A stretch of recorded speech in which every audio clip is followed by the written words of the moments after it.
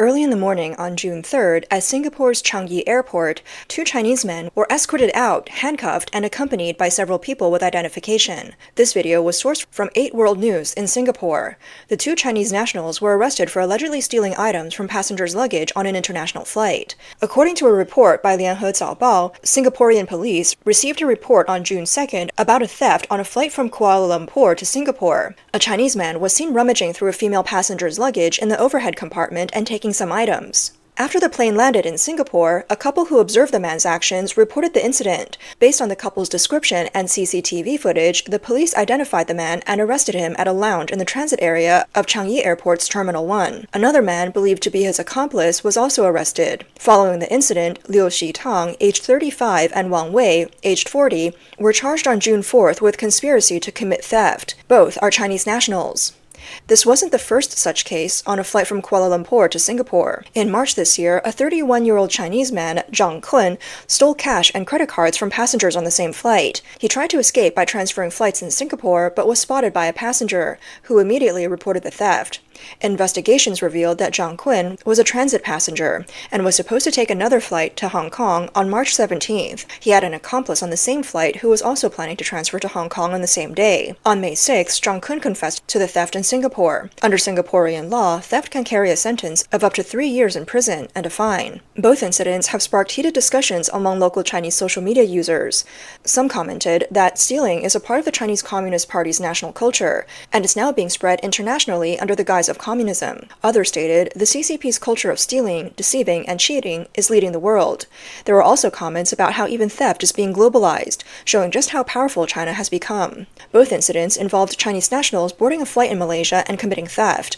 On April 11th last year, a user shared a video on social media about an incident on a Malaysian flight. The video described how, after a passenger lost some items, only Chinese nationals were detained and searched, while those with other countries' passports were allowed to leave without inspection. In the video, several airport police officers were seen negotiating with a group of Chinese passengers.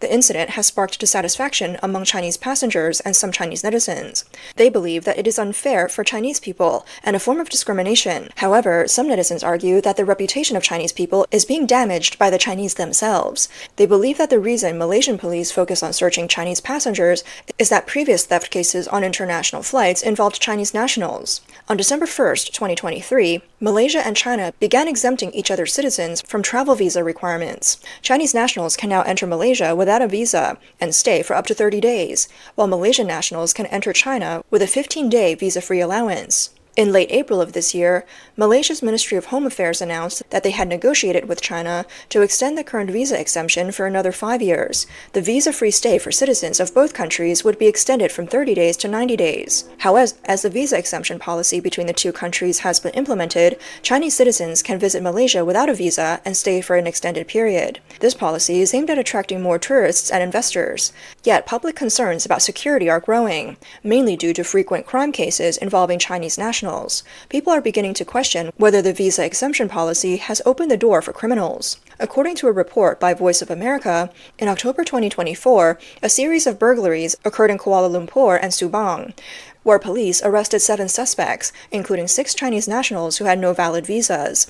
The suspects used rental cars to target 2-story houses and committed crimes while the tenants were away. In a similar case, in September of the same year, a residential house in Johor Bahru was identified as a fraud syndicate's call center. The ordinary-looking house had an unknown secret, and 8 Chinese individuals, aged between 19 and 39, were charged with conspiring to carry out fraudulent schemes through false investments. Also, in the same month, police raided a luxurious home in Johor, arresting 20 members of a fraud syndicate, including 19 Chinese nationals and 1 Taiwanese. They used phone scams to specifically target Chinese citizens. According to Malaysia's Department of Statistics, cybercrime cases in Malaysia surged by 35% in 2023, totaling 34,532 cases. E-commerce fraud ranked first, accounting for 33.2% of all cases, followed by telecommunications fraud at 30%, fake investments at 15.6%, fake loans at 12.3%, electronic financial crimes at 6.1%, and romance scams at 2.7%. Some experts warn that while the visa exemption policy can promote tourism and economic development between the two countries, it may also become a shortcut for cross-border crime. Penang-based senior lawyer Lin Zihui stated that the visa exemption policy does not mean that everyone can freely enter and exit the countries involved. Both Malaysia and China have internal review mechanisms. Those with criminal records or those under sanction are included in a blacklist and not allowed entry. He believes that Malaysia has implemented thorough measures for the visa exemption policy and has access to basic information on incoming travelers. Not only have theft cases occurred on flights from Malaysia to Singapore, but Chinese nationals have also been involved in thefts on flights to Taiwan. Liberty Times reported that in March last year, Taiwan's aviation police received multiple reports of theft on flights operated by Taiwanese national airlines. After analysis, it was found that the suspects typically targeted long-haul flights. They would pretend to adjust the overhead luggage compartment and steal money from others' bags. The report stated that the aviation police identified a Chinese national, Zhang, as a major suspect. He was caught on April 12, 2024. He had just arrived in Taiwan for a transfer flight. Police followed him on board, and the theft was recorded. After the plane landed in Taiwan, police immediately questioned the affected passengers, who quickly discovered that they had been robbed. Zhang was questioned on the spot, and the stolen goods were recovered. The police said that Zhang was found with currency from 16 different countries and other related stolen items. On July 3, 2024, prosecutors filed charges against Zhang for aggravated theft under Taiwan's criminal law. In February 2024, two Chinese nationals, Han Wei and Xiao Leilei, stole from passengers on a China Airlines flight from Hong Kong to Taoyuan. They were recorded on a secret camera as they carried out the theft and were later arrested by aviation police.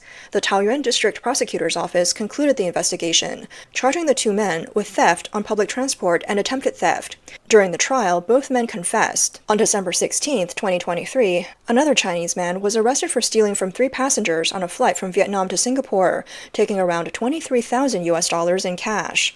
In September 2023, a Chinese man named Wang was arrested for frequently traveling to Taiwan on layovers. He would target passengers on long-haul flights from Asia and Southeast Asia, transferring in Taiwan to destinations like Canada and France. He would sit near other passengers, pretend to take luggage, and swap their euros and US dollars with cheap currencies. In addition to stealing from luggage, Chinese nationals have also been involved in stealing wallets and jewelry. Malaysia's largest Chinese-language newspaper, Xingshu Daily, reported on May 30th that two Chinese nationals were caught stealing in a shopping mall in Kuala Lumpur. A local Chinese couple apprehended them on the spot. You stole from someone. You just stole from someone. The video, posted by a man named Nixon Chua on May 29th, shows two Chinese men being caught by locals. Nixon and his girlfriend were shopping at Pavilion KL in Kuala Lumpur when they noticed two suspicious men. They quietly followed the men, who took the opportunity to steal a wallet from a Japanese man. Upon realizing this, Nixon immediately called security. The report mentions that these two pickpockets had clear roles. One would block the victim's view, while the other would quickly steal the wallet in an instant. In January 2024, during the International Jewelry Exhibition at the Tokyo International Exhibition Center, two Chinese women stole pearl pendants from a jewelry wholesaler's booth. According to Japanese media, on January 17, 2024, around 12:30 p.m., the two suspects entered the exhibition and stole 6 pearl pendants worth approximately $12,868. After the theft, they left Japan the next day, but returned in August of the same year, possibly intending to steal again at another jewelry show. They were arrested as soon as they entered Japan. The Tokyo Metropolitan Police reported that the two Chinese women were Hu Huiling and Yi Xiaofeng, both members of the international theft group Pink Pandas. The group is primarily composed of members from Hunan province and specializes in stealing abroad before returning to China to lay low. They have mainly operated in Japan since 2015. In 2023, a member of this group, Luo Shunde, stole watches worth about $23,800 in Osaka before quickly leaving the country. Luo was later arrested in Okinawa in October 2023. These thefts by Chinese nationals have sparked online discussions, with some netizens calling it the globalization of the CCP's theft culture. This issue is seen as linked to the Chinese Communist Party's destruction of traditional moral values, which has led to the loss of traditional virtues like kindness, righteousness, propriety, wisdom, and trust. Many attribute the root cause of the problem to the CCP. In addition, in the United States, a group of Chinese nationals was caught stealing cherries in California. Chinese people in the U.S. have put on another exciting performance. A few elderly men and women nearing their 60s sneaked into a fruit orchard in California and picked cherries, planning to sell them for profit. On June 1, 2024, the San Joaquin County Sheriff's Office in California received reports of several people suspected of illegally picking cherries at a fruit orchard.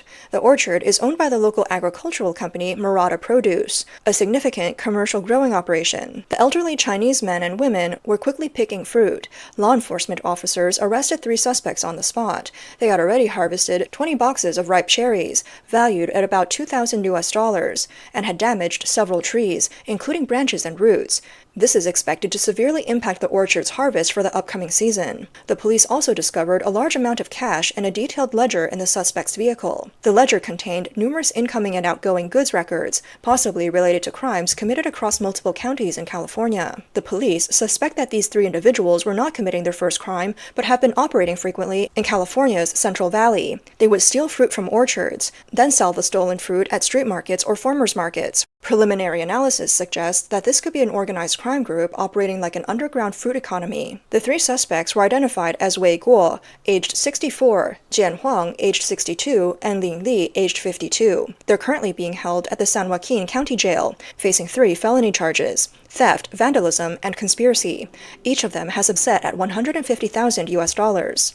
The report also stated that the suspects not only stole cherries, but also caused direct financial losses to the orchard by damaging its infrastructure. The orchard's irrigation system, water pipes, and some plant roots were all damaged, which will have long-term consequences far exceeding the current value of the stolen cherries. Such thefts also occurred in Rowland Heights, California. A local resident, Ms. Liu, said she had planted many fruit trees, including lemons, dates, and persimmons. The trees were planted in her front and backyards. For convenience and aesthetics, she did not put up a fence or barriers around the trees. During the persimmon harvest season, someone stole the fruit. Ms. Liu explained that she caught a Chinese woman carrying a full bag of her persimmons. Initially, she was startled, thinking someone was trying to steal, but after seeing the woman's bag full of persimmons, she realized it was a passerby taking her fruit. Although Ms. Liu didn't stop her, she kindly advised the woman not to do it again. However, just a few days later, the remaining persimmons were all gone. Neighbors have reported seeing a mother and daughter repeatedly coming to pick fruit, with the neighbor witnessing the theft 3 times. Additionally, Chinese nationals have not only been stealing fruits and vegetables, but even stealing water buckets. Mr. C, a Chinese resident in Monterey Park, noted that several small items, like buckets and bowls, disappeared from his doorstep. At first, he thought he had misplaced them, but after reviewing the security footage, he was shocked to discover that a Chinese woman from the neighborhood had quietly taken the items. Mr. C said the stolen items were worth only $5 or $6, so he didn't report it to the police, but he felt this behavior harmed the image of Chinese people and even Asians generally. Though the stolen items were of low value, theft of luggage, jewelry, money, and fruit by Chinese nationals in other countries essentially stems from a desire for cheap gains. The strong inclination to get things cheaply is not only widespread among Chinese people, but has become a long-standing, natural, and often unnoticed mindset. However, when these actions occur abroad, they become more visible and attract attention from the outside world. Commentator Yan Dan once analyzed the psychology behind Chinese people's tendencies to steal and seek cheap gains. He argues that Chinese society has developed the belief that if you don't take advantage of opportunities, you're a fool, and that being aggressive and competitive is seen as clever, while being honest is considered weak. Concepts like humility, courtesy, and selflessness are dismissed as outdated ideas. This is the life philosophy that has come to define modern Chinese people. The mentality has shifted to seeking the greatest reward with the least effort, or even no effort at all, no matter if it means hurting others. This value system is deeply ingrained in the modern Chinese mindset. As long as they can gain a small amount of practical benefit, Chinese people don't care who the benefit actually belongs to, nor do they care whether their methods involve stealing, cheating, or breaking the law. This dark mindset is the result of the Chinese Communist Party destroying traditional morality, amplifying selfishness and greed in human nature. Modern education, which attacks traditional culture, distorts right and wrong. It has led the current Chinese generation to indulge in desires and greed without restraint. They don't even realize that these behaviors are wrong. While it may create a short-term illusion of prosperity, it will ultimately lead to a self-inflicted downfall. If the Chinese people truly wish to rid themselves of their international bad reputation, the first step may be to distance themselves from the Chinese Communist Party.